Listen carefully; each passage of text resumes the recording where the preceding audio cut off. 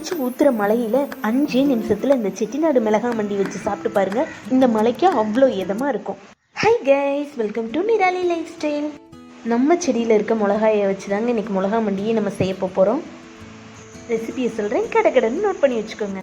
ஒரு கடாயில் நல்ல தாராளமாக 2 டேபிள் ஸ்பூன் நல்லெண்ணெய் விட்டு கடுகுலுந்த பருப்பு, வெந்தயம், 10 பல்லு பூண்டு, 1 கொத்து வெங்காயம் நல்லா வதங்கினோடனே பச்சை கருவேப்பிலை 1 கொத்து, அதோடு நம்ம பறித்த பச்சை மிளகாயும் இதில் ஆட் பண்ணி நல்லா வதக்கி எடுத்துக்கலாம்.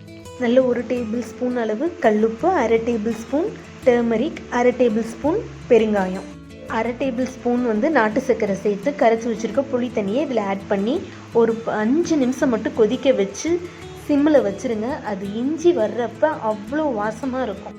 நல்ல சூடான சாதத்தோடு இதை பிசைஞ்சு சாப்பிட்டு பாருங்கள், இந்த மலைக்கு அமிர்தமாக இருக்கும்.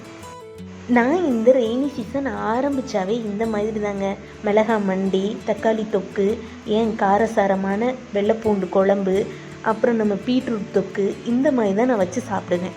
இந்த மலைக்கு உங்களுக்கு கம்ஃபர்ட் ஃபுட்டாக எதெல்லாம் இருக்குன்னு சொல்லுங்கள்.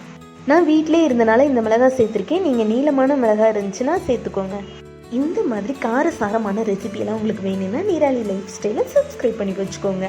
அப்போ தான் நான் போடுற வீடியோ உங்களை சேரும். இதே மாதிரி ஒரு சூப்பரான வீடியோவில் பார்க்கலாம். பாய்.